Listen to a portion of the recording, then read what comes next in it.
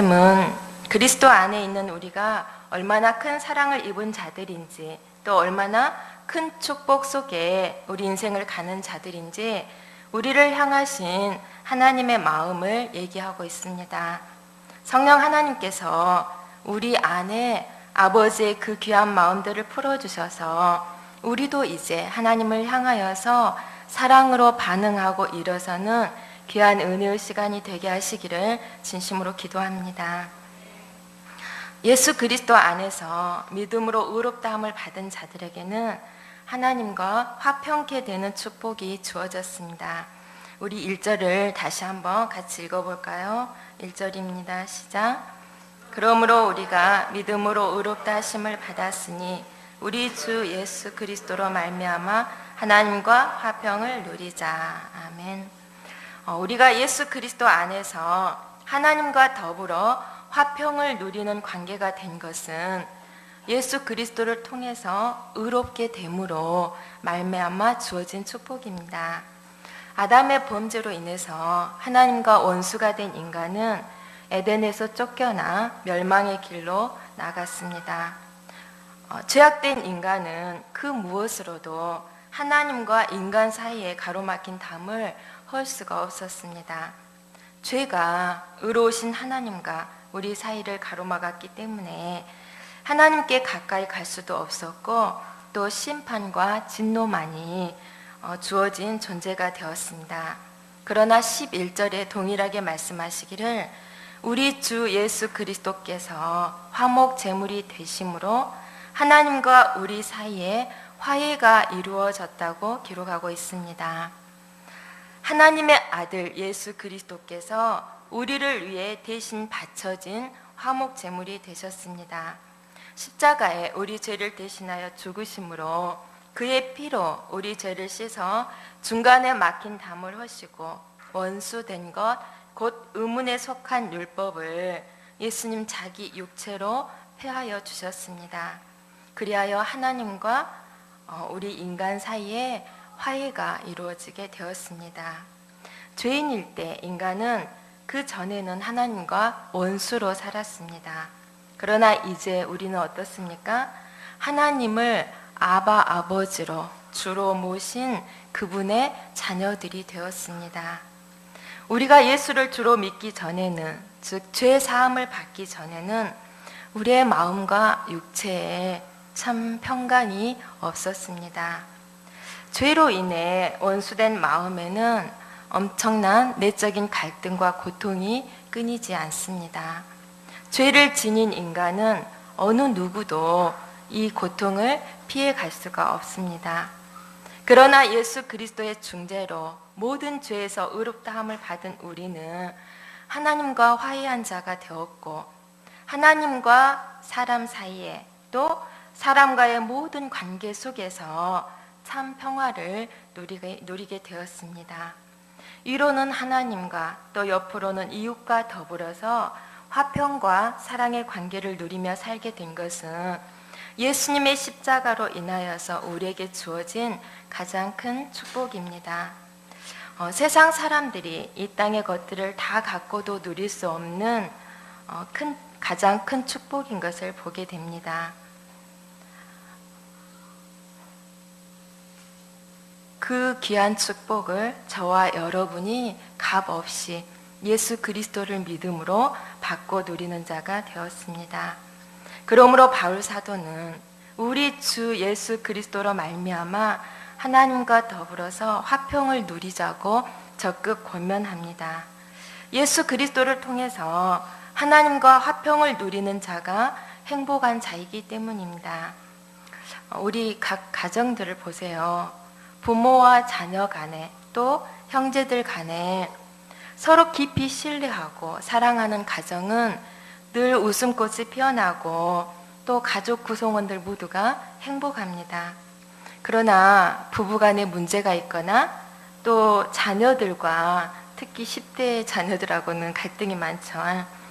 자녀들과 부모 사이에 문제가 있으면 서로 간에 얼굴을 보면서도 한 집안에서도 얼굴을 피하고 또 대화가 단절되는 것을 보게 됩니다.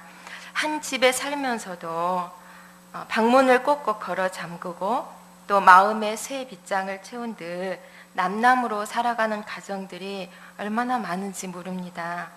겉으로는 별 문제가 없는 듯 보이지만 하루도 마음 평안할 날 없는 지옥과도 같은 삶을 사는 가정들이 참으로 이 땅에 많이 있습니다. 하나님과 우리 관계도 마찬가지가 아닐까 생각합니다. 예수님의 생명피 값으로 우리 모든 죄악을 청산해 주시고 하나님과 더불어서 화목한 자녀의 관계를 우리 가운데 회복해 주셨습니다. 이제 가정에서 또는 우리 각 개인이 이 은혜를 더욱 누리는 것은 우리 몫으로 주어졌습니다. 보세요. 가족끼리의 화목도 서로 사랑하는 마음으로 또 얼굴을 마주하며 마음을 나눌 때 더 돈독해지고 끈끈해집니다. 하나님과 우리의 관계도 마찬가지입니다. 예배에 한 번 얼굴 보이는 것으로는 하나님과 더불어서 화목하고 친밀한 관계를 가질 수가 없는 것을 봅니다.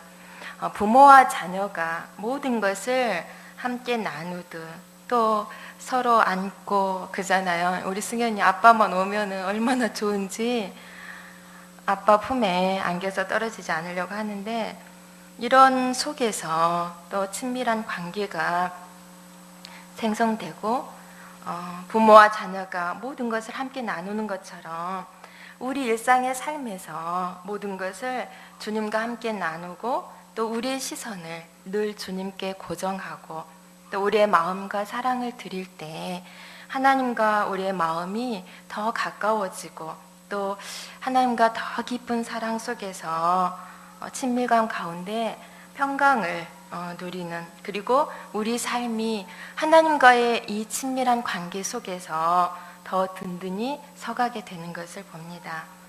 이것이 예수 그리스도 안에서 그분의 자녀된 자만이 누릴 수 있는 엄청난 축복인 것을 보게 됩니다.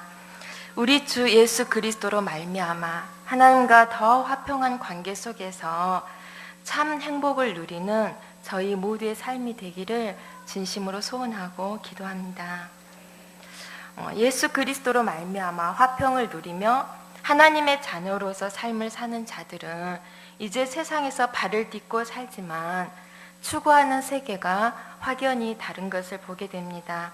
우리 2절 말씀 함께 보실까요? 2절입니다.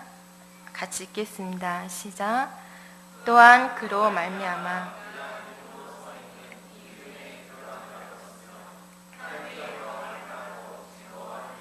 아멘.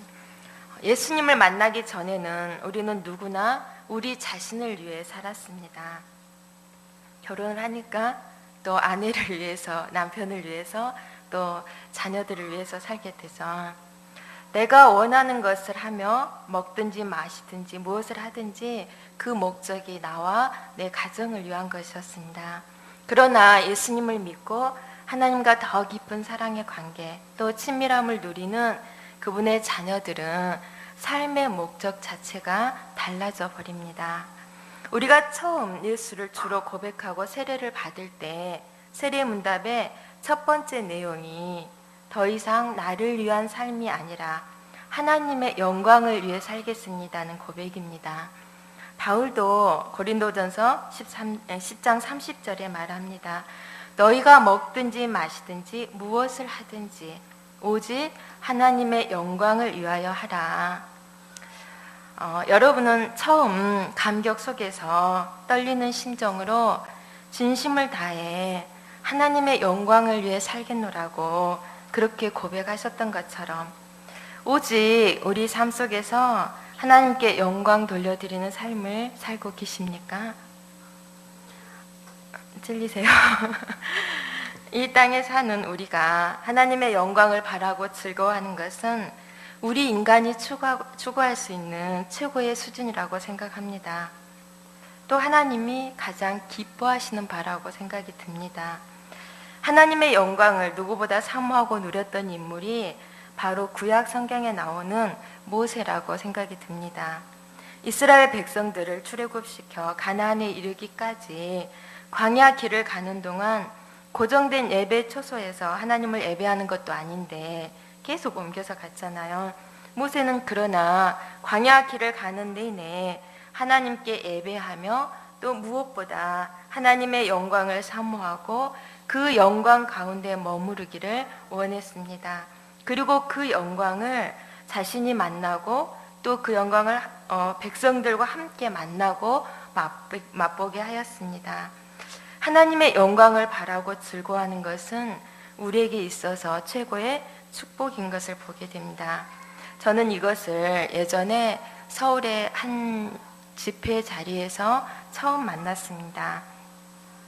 모든 찬양 인도자들과 또 집회를 준비하던 그 많은 분들이 하나님을 구하고 또 하나님께 영광을 돌려드리는 그 예배 자리에 하나님의 임재가 충만하게 임하였습니다.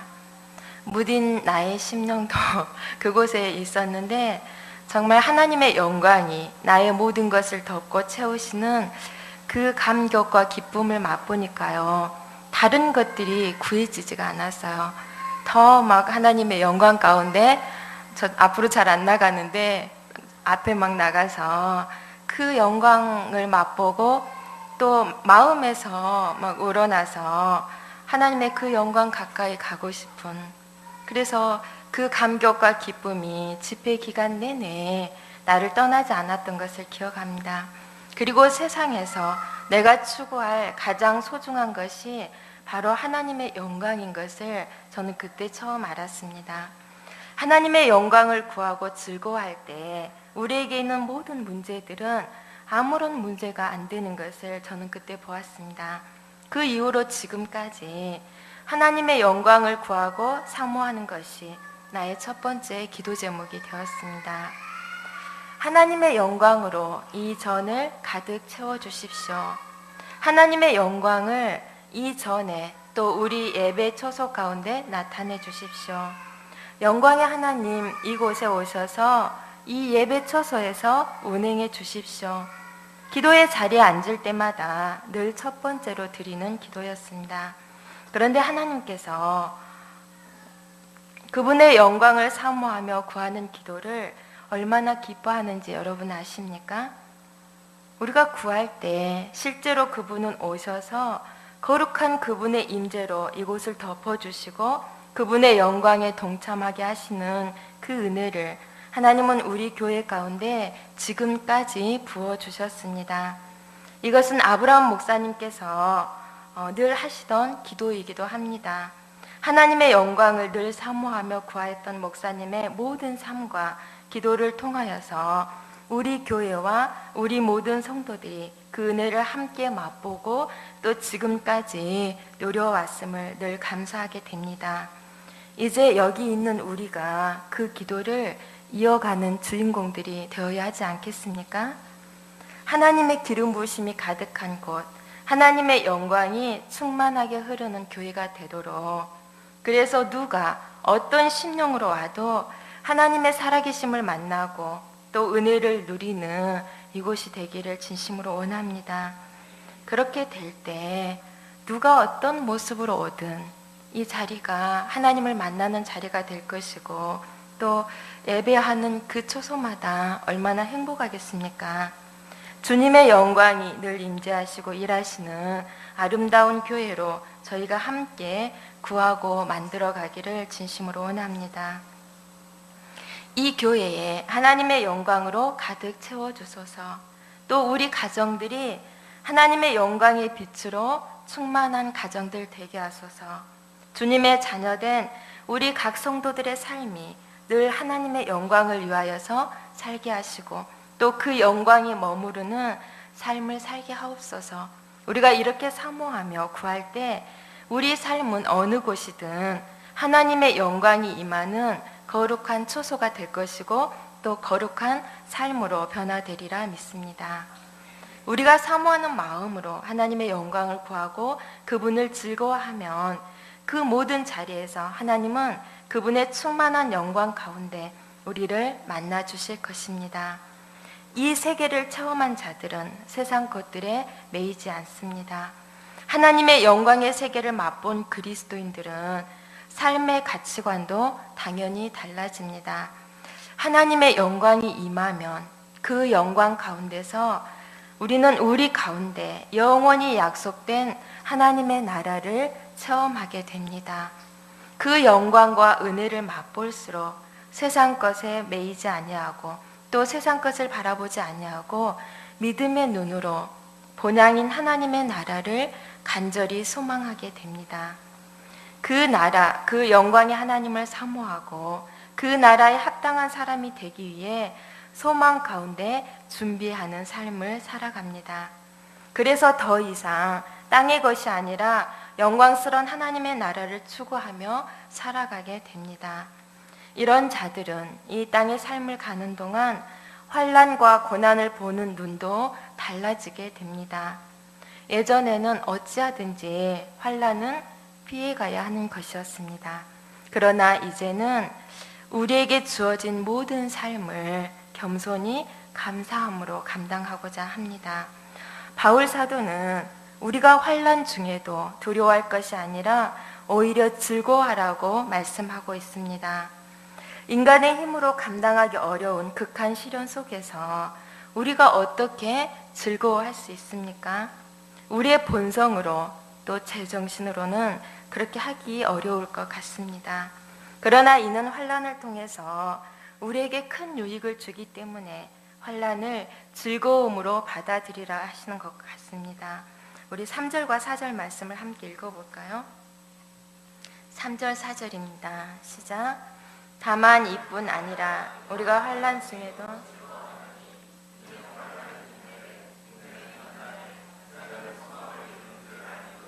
아멘. 이 땅에서 영원한 하나님의 나라를 향해 가는 우리 인생 여정에는 누구나 원치 않는 힘든 시련의 시간들을 지나가야 합니다. 우리가 예수님을 믿고 살아가기에 세상 사람들과 달리 탄탄대로만 주어지면 얼마나 좋겠습니까? 누구나가 쉽게 갈 수 있는 평탄한 삶을 살고자 원합니다. 그러나 이스라엘 백성들이 가나안에 이르기까지 광야에서 하나님의 백성으로 새롭게 빚어지는 40년의 힘든 시간들을 여러분 기억하시죠? 이 땅에서 우리의 삶은 하나님의 나라 백성으로 다듬어져 가는 과정이기에 우리 역시 피할 수 없는 수많은 환난의 시간들을 견뎌내야만 합니다. 환난을 통해 인내를 배우고 연단되어서 정말 하나님의 자녀다운 합당한 모습으로 빚어져 가기 때문에 그렇습니다. 우리 형제들 다 군대 갔다 오셨죠? 대단하신 분들이라고 생각이 됩니다. 어느 누구도 군대가 좋아서 또 적성에 맞아서 자원함으로 가는 사람은 별로 없을 것 같아요. 너무나 고생스럽고 힘들기 때문에 할 수만 있다면 모든 방법을 동원해서 면제되는 기회를 얻고자 합니다. 그러나 대한민국 젊은이라면 누구나 한 번은 다녀와야 할 필수 코스잖아요. 그래서 때가 되면 학업을 중단하고 또 군대를 갔다 옵니다. 군대 기간 동안 어떤 힘든 훈련들을 받는지 저는 다 알 수 없지만 다녀오신 우리 형제님들은 아실 것 같아요. 그러나 한 가지 기대가 되는 것은 사람이 감당하기 힘든 혹독한 훈련들을 통해서 더 힘든 세상을 능히 감당할 진짜 사나이로 또 강하고 멋지게 성장해서 나오는 것을 보게 됩니다. 저희 에스라도 내년에는 갈 텐데 참 많은 걱정들이 먼저 들죠. 그렇지만 그 군대 기간을 통해서 사람이 감당할 수 없는 한계에 이를 때가 많잖아요. 근데 그 모든 훈련들을 통과해낼 때 정말 하나님께서 어떻게 빚어내실지, 얼마나 또 강한 사람으로 빚어져 나올지, 이게 정말 하나님 앞에 기도하면서 기대하는 바가 되는 것 같아요. 그래서 소망이 되고 또 하나님께 다른 모든 것들은 맡겨드릴 수가 있는 것 같아요. 뿐만 아니라 국가대표 선수들을 통해서도 우리는 보게 됩니다.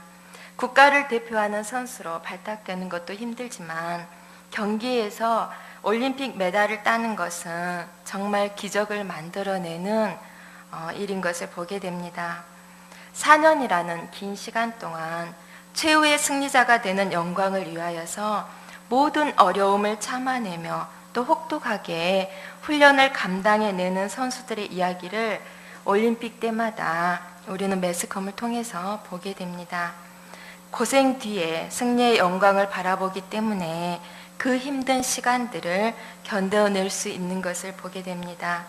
시련과 환난을 통해서 우리의 내면이 단련되고 또 우리의 인격과 삶이 진정한 하나님의 백성답게 다듬어져 갑니다. 그것이 환난을 감당해내는 우리의 소망인 것을 보게 됩니다. 그러나 그것조차도 한순간에 절대로 이루어지지는 않습니다. 수많은 시련 속에서 차근차근 우리를 그분의 뜻대로 빚어가시는 하나님의 손길 안에 있음이 우리의 보장이고 소망인 것을 고백하게 됩니다. 우리 모든 삶이 진정한 우리의 주인 되시는 하나님의 손길 또 그분의 섭리 안에 있기 때문에 환난 가운데서도 소망이 있고 감사할 수 있는 것 아닐까 생각합니다. 바울 사도는 5절에서 소망이 우리를 부끄럽게 하지 아니한다고 말하고 있습니다.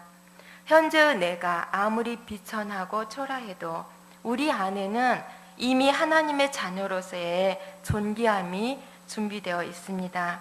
우리에게 주어지는 시련과 환난을 통해서 껍질을 벗는 아픔을 기꺼이 우리가 감당해낼 때 우리는 당당한 하나님의 자녀로 빚어지게 될 것입니다. 욥이 고난 가운데 외칩니다. 욥기 23장 10절 여러분들이 잘 아는 말씀입니다. 그러나 내가 가는 길을 그가 아시나니 그가 나를 단련하신 후에는 내가 순금같이 되어 나오리라. 우리가 매 순간 예기치 못한 인생의 시련을 만날 때마다 욥의 이 고백이 바로 우리의 고백이 되고 또 하나님께 드리는 우리의 소망의 노래가 될 수 있기를 기도합니다. 우리가 시련의 때에 우리 자신은 너무 연약하지만 그 모든 시련과 연단을 감당해낼 수 있는 힘이 어디에서 주어질까요? 사람은 아무리 힘들어도 누군가 자신을 끝까지 믿어주는 그 한 사람만 있으면 그 사랑의 힘으로 버티고 견뎌내는 힘이 되기도 한다고 합니다. 그런데 우리가 어떤 사랑을 입고 사는 자들인지 여러분 아십니까? 5절 말씀 우리 함께 읽겠습니다. 5절입니다. 시작. 소망이 우리를 부끄럽게 하지 아니함은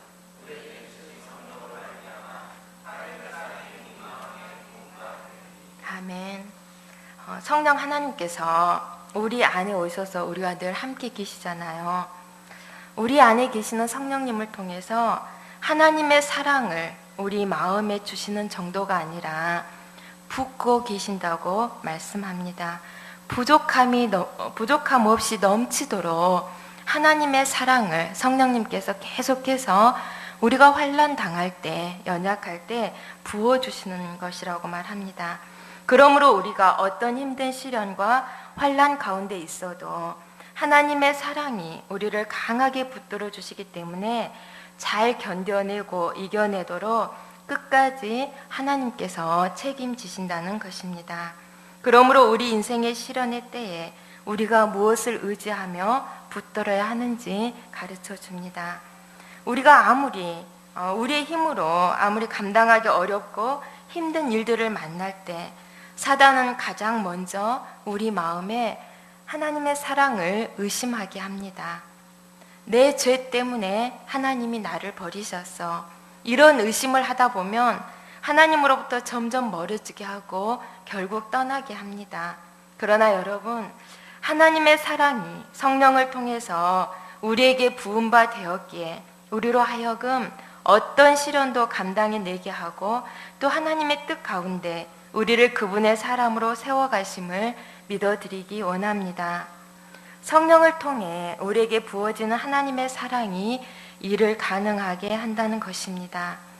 우리의 모습이 온전해서가 아닙니다. 또 그 사랑을 받을 만해서도 아닙니다. 과거 우리의 모습이 어떠했는지 6절부터 8절 말씀을 통해서 우리를 향한 하나님의 사랑을 확증해 주고 계십니다. 우리 함께 읽겠습니다. 6절에서 8절입니다. 시작. 우리가 아직 연약할 때 기약대로 그리스도께서 경건하지 않은 자를 위하여 죽으셨도다. 의인을 위하여 죽는 자가 쉽지 않고 선인을 위하여 죽는 자가 혹 있거니와 우리가 아직 죄인 되었을 때 그리스도께서 우리를 위하여 죽으심으로 하나님께서 우리에 대한 자기의 사랑을 확증하셨느니라. 아멘. 6절에 우리가 아직 연약할 때, 또 8절에는 우리가 아직 죄인 되었을 때, 그리고 10절에는 우리가 원수 되었을 때라고 말합니다. 정말 절망적인 모습뿐이죠. 우리 안에 어떤 소망의 모습도 찾아볼 수 없습니다. 그런 우리를 위해서 그리스도께서 죽으심으로 하나님께서 우리에 대한 자기의 사랑을 확증해 주셨습니다. 원수된 우리를 위해서 아들을 내어주신 하나님의 사랑이 그 영광의 나라에 이르기까지 우리를 어떤 속에서도 지키신다는 것은 전혀 의심할 여지가 없는 것입니다. 이렇게 강렬한 사랑이 성령을 통하여서 우리 가운데 부어졌습니다. 그리고 지금도 변함없이 하나님은 그 사랑으로 저와 여러분들과 함께하고 계십니다. 로마서 8장 31절에서 39절에 우리를 향하신 하나님의 이 사랑을 잘 표현하고 있습니다. 로마서 8장 31절에 그런즉 우리가 이 일에 대하여 무슨 말 하리요? 만일 하나님이 우리를 위하시면 누가 우리를 대적하리요? 또 32절에는 말합니다. 자기 아들을 아끼지 아니하시고 우리 모든 사람을 위하여 내어주신 이가 어찌 그 아들과 함께 모든 것을 우리에게 주시지 아니하겠느냐? 누가 우리를 그리스도의 사랑에서 끊으리요? 37절에서 39절에 보시면 그러나 이 모든 일에 우리를 사랑하시는 이로 말미암아 우리가 넉넉히 이기느니라. 내가 확신하노니 다른 어떤 피조물이라도 우리를 우리 주 그리스도 예수 안에 있는 하나님의 사랑에서 끊을 수 없으리라. 아멘. 세상 어떤 것도 우리를 하나님의 사랑에서 끊을 수 없다고 하십니다. 우리는 우리 주 대신 그리스도 예수 안에 있는 자들이기에 아무도 우리를 건드릴 수 없습니다. 하나님이 우리를 위하십니다. 하나님이 우리를 사랑하시고 우리 편이십니다. 그것은 예수 그리스도의 십자가를 통해 나타났고 또 끝날까지 변함이 없을 것입니다. 자격이 안 되는 우리를 하나님은 이렇게 사랑하셨고 앞으로도 그 사랑은 변치 않으리라 하십니다. 이 땅에 광야 길을 지나 하나님 나라에 이르는 구원의 완성에 이르기까지 이 하나님의 사랑이 우리를 인도하시며 이끄시리라 믿습니다. 우리 안에 계신 성령님께서 우리에게 이것을 보장해 주십니다. 하나님과의 관계 속에서 항상 화평을 누린 자들은 어떤 시련과 환난 속에서도 결코 흔들리지 않습니다. 그러므로 우리를 향하신 하나님의 사랑을 매 순간 붙들고 이 하나님께 가까이 나아가서 화평을 누리는 행복한 삶 되기를 원합니다. 우리도 하나님을 향하여서 변치 않는 사랑과 감사로 늘 영광 돌려드리며 화답해 드리는 저와 여러분의 삶이 되기를 진심으로 축복하며 기도합니다. 아멘. 우리 찬양 하나 하고 함께 기도했으면 좋겠습니다. 하나님의 사랑 이 시간 같이 노래하겠습니다. 그 사랑 얼마나